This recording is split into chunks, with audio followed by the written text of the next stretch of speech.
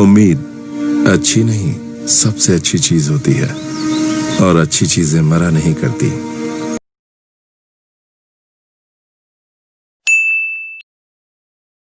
क्या आपके अंदर है एक जुनून, जज्बा, जोश, कुछ करने का भूत सवार, उसको पूरा करने के लिए कुछ भी करने का पागलपन?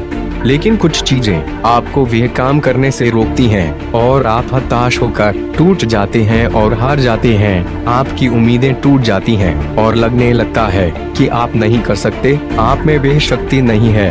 तो आपको कैरोली टाइकाक्स के बारे में जानना चाहिए, जिससे आपको पता चलेगा कि कुछ भी पाने के लिए शक्ति की नहीं, इच्छा शक्ति की जरूरत होती है। तो दोस्तों, ये वीडियो पूरा देखिए, क्योंकि आने वाले कुछ मिनट आपकी सोच बदलने वाले हैं।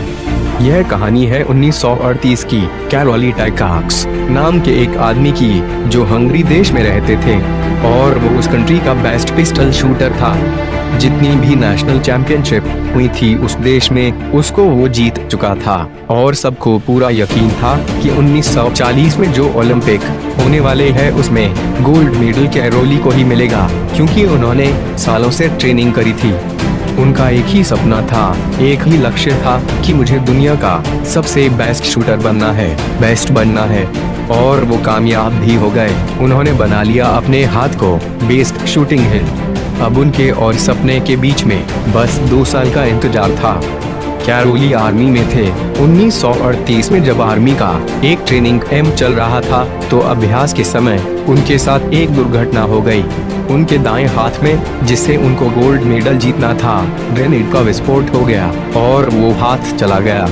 जो उनका सपना था, जो लक्ष्य था, सब खत्म। सारा हंगरी गम में डूब जाता है। उनके पास 2 रास्ते थे। एक तो यह था कि वो अपनी बाकी की पूरी जिंदगी रोता रहे, कहीं जाकर के छुप जाए, या फिर अपना जो लक्ष्य था, जिसमें उन्होंने फोकस किया हुआ था, उसको पकड़ करके रखे। तो उन्होंने फोकस किया उस पे नहीं जो चला गया था, बल्कि उस पर जो उनके पास था। क्या था उनके पास? एक बायां हाथ, एक ऐसा हाथ जिससे वो लिख तक नहीं सकता था। 1 महीने तक हॉस्पिटल में उनका इलाज हुआ। ठीक 1 महीने बाद उन्होंने अपने उल्टे हाथ से ट्रेनिंग शुरू कर दी। ट्रेनिंग के 1 साल बाद, मतलब 1939 में वो वापस आए, जब हंगरी में फिर से नेशनल चैंपियनशिप हो रही थी। वहाँ पर हंगरी के बहुत सारे दिग्गज शूटर थे। उन सब प्लेयर ने कैरोली के पास जाकर उनको धन्यवाद किया कि इतना सब कुछ हो जाने के बाद भी तुम यहाँ पर आए हो हमको देखने के लिए, हमारा हौसला बढ़ाने के लिए। लेकिन जब उन्होंने कहा कि वो उनसे मुकाबला करने आए हैं, तो किसी को विश्वास नहीं हुआ। किसी को नहीं पता था कि वो 1 साल से अपने बाएं हाथ की ट्रेनिंग कर रहा था।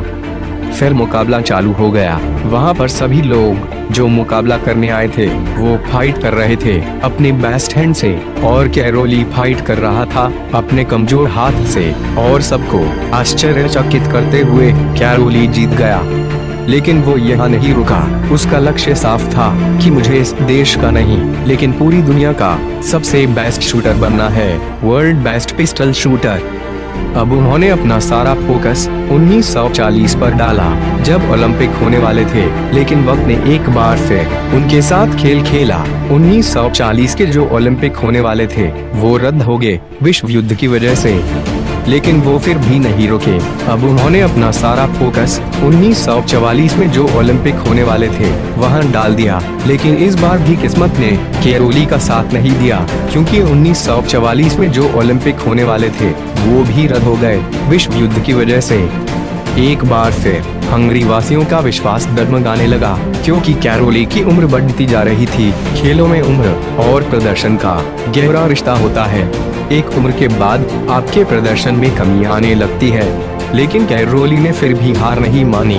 उनको अपने ऊपर पूरा भरोसा था, एक ना एक दिन जरूर होगा।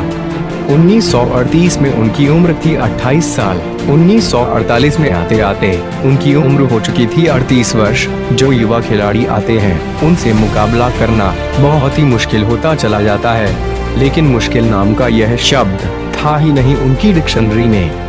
आखिरकार 1948 के ओलंपिक्स आयोजित हुए। वहां पूरी दुनिया के शूटर आए हुए थे, जो अपने बेस्ट हाथ से खेल रहे थे और यह अपने कमजोर हाथ से मुकाबला कर रहे थे। और कौन जीता? वही जो अपने उल्टे हाथ से मुकाबला कर रहा था महान कैरोली। सारा हंगरी खुशी से झूम उठा क्योंकि कैरोली ने वो कर दिखाया जो और सब के लिए असंभव था, लेकिन वो फिर भी नहीं रुके। 1952 ओलंपिक में दोबारा से मुकाबला करा और इस बार गोल्ड मेडल कौन जीता? कैरोली टाइकाक्स। 4 साल बाद दोबारा से, और पूरी की पूरी हिस्ट्री को बदल कर रख दिया था। इससे पहले किसी भी प्लेयर ने लगातार 2 बार गोल्ड नहीं जीता था।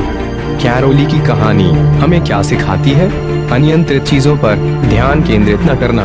जीवन में कई ऐसी चीजें हैं जिनमें हमारा बिल्कुल भी कंट्रोल नहीं होता, लेकिन हम उन्हीं अनियंत्रित चीजों पर अपना ध्यान देते हैं। कैरोली की यह कहानी हमें सिखाती है कि हमें अनियंत्रित चीजों पर ध्यान देने के बजाय जिन चीजों में हमारा कंट्रोल है उन चीजों पर फोकस करना चाहिए। आज के इस दौर में असफलताओं से निराश होना बेहद आसान है। किसी वजह से खुद में कमी ढूंढना और हीन भावना पैदा करना मनुष्य को बगैर निराशा के कुछ नहीं देता। कैरोली कहते हैं कि मनुष्य को अपनी ऊर्जा, समय उन चीजों पर खर्च करना चाहिए जिसमें व्यक्ति का नियंत्रण है। कभी भी हार मत मानो, लक्ष्यों का पीछा करें, इससे कोई फर्क नहीं पड़ता जिंदगी आपको कौन सी चुनौतियां देती है। बात सबसे अच्छा होने की नहीं है, बात है कल से बेहतर होने की। एक हाथ न होने से महत्वपूर्ण था दिमाग का सही जगह फोकस करना। इसी प्रकार जिंदगी का भी गेम है जहां स्किल से अधिक एटीट्यूड मायने रखता है। आप जो भी करना चाहते हैं वह सब कुछ कर सकते हैं। आपके अंदर वह काबिलियत है, इससे कोई फर्क नहीं पड़ता कि आप अकेले हैं या कोई कुछ कह रहा है। बस सिर्फ आपको गहरी सांस लेना है, चलते रहना है। आपसे निवेदन है कि अगर आपको अच्छी लगी हो तो इस कहानी को सभी के साथ साझा अवश्य करें। आपको यह कहानी कैसी लगी? आप हमको कमेंट करके बता सकते हो। और ऐसे ही महान लोगों के जीवन के बारे में जानने और हमेशा मोटिवेटेड रहने के लिए चैनल को सब्सक्राइब जरूर कीजिए। हमें आपके सपोर्ट की बहुत आवश्यकता है।